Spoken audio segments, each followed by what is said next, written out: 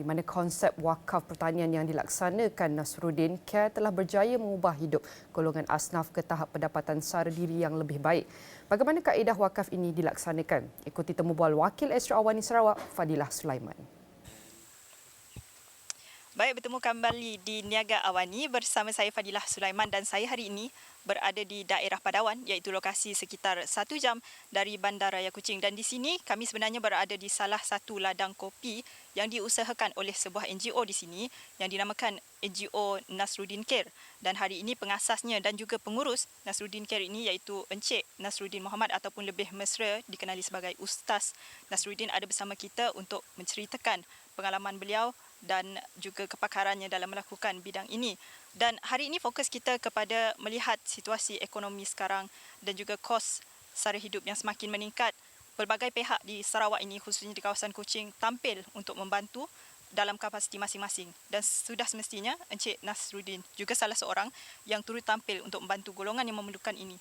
Jadi untuk permulaan kita terus saja minta kongsian bagaimana kaedah yang dilakukan oleh Nasruddin Care dan juga pasukan Ustaz Nasruddin untuk menyantuni ataupun membantu golongan ini meningkatkan pendapatan mereka.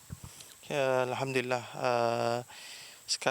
setakat ini kita berjaya membantu golongan-golongan sasar kita iaitu golongan mu'alaf dan asnaf dalam meningkatkan taraf hidup mereka dengan memberi benih-benih secara percuma melalui kaedah wakaf. Kaedah wakaf ini maksudnya benih itu dibeli oleh pewakaf dan diwakafkan pada golongan asnaf dan pada golongan yang memerlukan.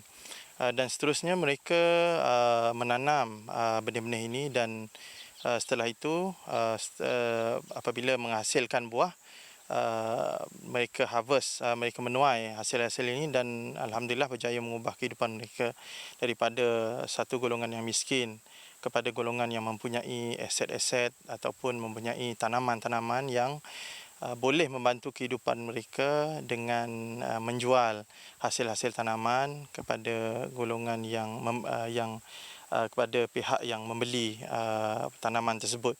Dan salah satunya adalah tanaman kopi yang kita usahakan benih robusta. Dan tanaman ini berjaya meningkatkan kehidupan mereka daripada golongan yang kata orang miskin kepada golongan yang berpendapatan sederhana kerana tanaman ini hasil dia agak lumayan kepada mereka dan alhamdulillah hasil ini berjaya membantu sebersedikit kehidupan mereka lah. Dan pada masa yang sama kita juga membantu mereka dari segi bantuan makanan untuk keluarga yang amat susah. Bantuan makanan ini berupa beras dan makanan-makanan yang lain untuk meringankan beban mereka. Dan tak semua orang berkemampuan untuk beli makanan dapur. Contohnya sekarang ini kita tengok keadaan peningkatan harga beras contohnya. Dan kita membuat inisiatif untuk membantu menyumbangkan beras hasil daripada zakat-zakat korporat, hasil daripada sumbangan persendirian dan hasil daripada sumber-sumber yang kita adalah yang kita ada untuk support projek ini.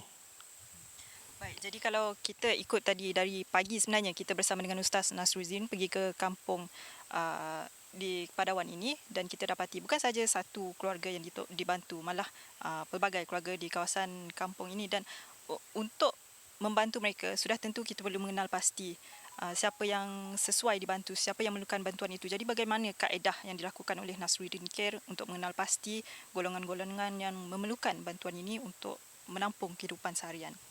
Kaedah kita, kebiasaan kita akan bagi allowance pada setiap bulan dan pada masa yang sama kaedah lain yang kita buat adalah kita memberikan benih sepercuma lah untuk membantu dia orang untuk meningkatkan taraf hidup. Seperti yang saya katakan tadi, kita membantu mereka dari segi pertanian contohnya. Dan kita juga berusaha mencari apa-apa sumber yang membolehkan kita membantu golongan-golongan yang susah. Contohnya kita pergi ke pihak-pihak tertentu untuk membantu golongan ini supaya mereka mendapatkan geran daripada kerajaan, daripada pihak-pihak bank dan pihak-pihak yang boleh membantu untuk mereka membuat mengusahakan pertanian secara komersial. Maknanya pertanian ini bukan sekadar ala kadar. So kita target adalah mereka menanam penanaman dalam dunia ni, dalam dunia penanaman ni dari untuk dalam jumlah yang masif, jumlah yang banyak. Contohnya kita yang ladang yang kita tengok sekarang ini, kita dah menyumbangkan benih yang diwakafkan lebih daripada 1,000 pokok. Dan kita menyumbangkan pada 2 tahun dan 3 tahun lepas. Dan setelah 3 tahun tu ia menghasilkan buah, dan hasil itu boleh dijadikan sumber pendapatan semula kepada golongan asnaf. Dan ini alhamdulillah menjadi satu perkembangan yang baik dari satu keluarga yang tidak kemampuan. Setelah 3 tahun kemudian mereka perkara ini boleh mengubah kehidupan mereka daripada satu golongan yang tidak mampu menjadi golongan yang boleh menghasilkan pendapatan yang sederhana ataupun tinggi. Mungkin ada anggaran jumlah pendapatan yang boleh dihasilkan melalui hasil tanaman ini, dan kita faham kopi ini mungkin tanaman industri yang bukan utama di Sarawak ini, kerana kita ada kelapa sawit, kita ada padi, kita ada lain-lain, tapi pasti ada pasarannya di luar sana. Bagaimana untuk memastikan hasil tanaman mereka ini terjual untuk ditranslatekan menjadi hasil pendapatan mereka? Okey, dengan penanaman kopi ini bukan sekadar kopi sebenarnya, tetapi kita sekarang ini fokus pada kopi. Hasil yang boleh dituai untuk 1,000 pokok itu, dalam sekali tuai itu boleh mencecah sehingga dalam 200 kilo hingga 250 kilo untuk 1,000 pokok. Dan setiap kilo yang dihasilkan itu dia ada grade dia. Contohnya buah, kalau dijual buah itu, buah yang sekadar buah itu dia yang belum diproses, ia berharga dalam lebih kurang RM5. Dan setelah diproses, dibuang kulit yang lembut itu, ia akan menjadi RM10 1 kilo. Dan setelah diproses, dibuang bahagian kulit keras kopi itu, dia akan menjadi RM15 1 kilo untuk 1 kilo. Bermakna kalau kita terjemahkan dalam satu jumlah yang besar, masif, seorang yang dibantu kita yang mempunyai lebih 1,000 pokok itu, maknanya satu kali penuaian itu boleh menghasilkan lebih daripada RM2,000 sekali penuaian. Ia satu jumlah yang agak lumayan untuk peladang-peladang atau petani-petani kita dalam mengubah kehidupan mereka. Dan program kita ini, kita bukan sekadar bagi benih dan kita tinggal, tak. Program kita ini kita berbagi benih wakaf yang ada, yang telah diwakafkan, dan setelah dia menghasilkan buah, kita akan berusaha untuk kita akan lakukan tindakan seperti membeli semula hasil-hasil kopi-kopi yang ada dan diproses, sama ada dia akan menjadi produk tempatan suatu hari nanti ataupun akan menjadi produk yang akan dieksport ke luar negara. So far sekarang ini kita ada demand daripada syarikat-syarikat besar daripada Kuala Lumpur dan luar negara yang menyatakan hasrat untuk melabur dalam projek wakaf ini. Dan alhamdulillah itu satu benda yang amat positif sebenarnya untuk projek ini. Dan alhamdulillah kita insya-Allah kita akan memasarkan produk-produk ini, ending produk dia ke ASEAN Mall, iaitu satu mall yang dibangunkan dengan dana wakaf yang akan menghubungkan kita dengan tanah besar. Maksudnya tanah besar ni China dan Eropah lah. Itulah target kita sebenarnya. Sebab kopi ini dia masuk dalam 3 industri seperti industri kosmetik, industri perubatan dan makanan lah. Dan itu adalah harapan kita untuk masa yang akan datang. Dan alhamdulillah benda ni masih baru dan ramai dah menyatakan hasrat untuk melabur dan memberikan sokongan dalam bentuk kewangan dan pelaburan pada kita.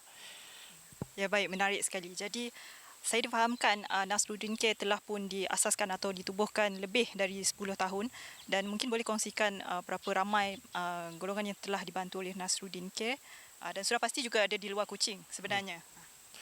Alhamdulillah, kita dah bergerak lebih daripada 10 tahun sebenarnya dan secara rasmi kita berdaftar lebih kurang 2 tahun lah. Dan alhamdulillah syukur kepada Allah Subhanahu Wa Taala kita banyak memberi bantuan-bantuan kepada golongan yang memerlukan, golongan-golongan asnaf bagi meneruskan kehidupan mereka. Contohnya kita memberi bantuan dalam bidang perikanan, kita memberikan alat-alat untuk mereka menangkap ikan. Kita membantu dari segi untuk pembinaan rumah bagi golongan yang amat miskin. Kita bina rumah mereka dan kita juga membuat empangan air contohnya di Lacau, contohnya di Kampung Kandis. Kita membuat empangan air yang memberi manfaat kepada 2 rumah panjang. Dan ini merupakan satu khidmat kita pada masyarakat dan khidmat-khidmat ini kita dah lama lakukan dan alhamdulillah benda ni kita masih lagi konsisten dan pencapaian kita yang paling kita agak seronok dan bangga untuk kita adalah apabila kita dalam PKP yang lepas ketika mana perintah PKP yang lalu kita berjaya membantu hampir seluruh Sarawak memberikan bantuan-bantuan makanan kepada golongan yang memerlukan, tidak kira mereka orang Islam ataupun orang yang bukan Islam. Malah kita hantar ke gereja di kampung Pasir Tengah. Malah kita pergi ke support mana-mana daerah di Julau dan sebagainya. Malah kita hantar bantuan makanan di sempadan kampung Temajuk. Jadi dalam kita melakukan kerja-kerja menyantuni golongan yang memerlukan ini sudah pasti ada cabaran yang dihadapi. Jadi boleh kongsikan sedikit apa cabaran yang biasa dihadapi dan bagaimana pihak-pihak lain boleh turut membantu untuk mengatasi. Okey, cabaran yang kita hadapi adalah semestinya kerja begini adalah satu kerja yang memerlukan satu dana yang amat besar. Satu dana yang amat besar yang konsisten, yang kita perlukan secara konsisten. Kerana pergerakan kita di Nasruddin Care, kita bergerak secara konsisten setiap minggu dan setiap bulan dan setiap tahun. Kita memang konsisten. Malah kalau orang yang tahu, dia tahu. Pergerakan kita sangat-sangat konsisten. Bukan sahaja di tempat dawan ini, malah kita bergerak secara konsisten di seluruh pelosok Sarawak. Malah hatta kita menghantar bantuan di Sabah, di Kalimantan sekalipun. Macam contoh kita cover di Miri untuk kaum Penan. Dan kita cover dan kita meliputi ke semua kaum. Tak kira Bidayuh, Iban, Penan, orang Kayan dan sebagainya. Kita cover. Selagi mana ada golongan yang memerlukan, kita akan bantu. Dan ini pergerakan yang sebesar ini, sekonsisten ini, memerlukan dana yang amat konsisten dan besar untuk kita bergerak. Jadi menjelang tidak lama lagi kerajaan akan mengeluarkan Belanjawan 2024 dan jika wujud bantuan kerajaan, apa jenis bantuan yang diharapkan oleh pihak Ustaz dan juga NGO Nasruddin Care? Kita berharap sebagai satu NGO yang aktif dalam membantu masyarakat yang susah terutamanya, kita berharap kerajaan satu hari nanti memberikan dana, melebihkan dana yang agak besar untuk membantu golongan-golongan yang susah, terutamanya golongan asnaf dan mu'alaf, kerana ramai golongan yang susah ini di kalangan mu'alaf yang ramai di kawasan-kawasan pedalaman. Dan dan saya juga berharap supaya kerajaan meneroka satu industri baru, iaitu industri wakaf, kerana industri wakaf ini adalah satu industri yang menarik perhatian ramai pelabur-pelabur daripada negara-negara Arab, Middle East country contohnya. Contohnya kita tengok negara-negara semacam Dubai, Qatar dan sebagainya. Dan kita boleh tengok contoh yang dibuat oleh syarikat yang membuat satu bandar wakaf di Thailand, di Patani contohnya. Mereka membuat satu bandar wakaf, mall yang bernilai 50 juta, dan baru-baru ini pihak mereka akan membuat membina satu hospital berdasarkan dana wakaf. Industri wakaf dan kebajikan ini lebih saya rasa patut kita bagi satu perhatian yang serius dan memandangkan ianya satu perkara yang boleh membantu asnaf dan golongan miskin, tak kira golongan yang beragama Islam ataupun yang bukan beragama Islam.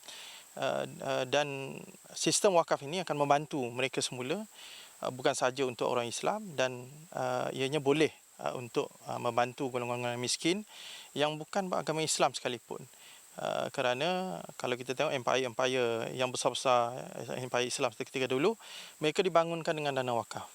Jadi kita boleh mengembangkan semula dan membangunkan semula kaedah ini untuk membantu masyarakat kita dan golongan-golongan yang memerlukanlah untuk masa akan datang.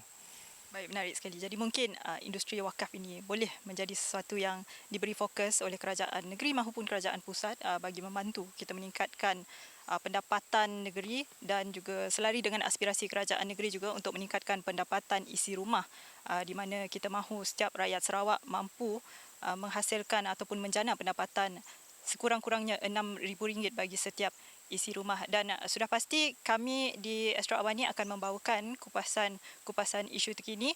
Jadi penonton teruskan menonton di saluran 501 Astro Awani dan juga astroawani.com.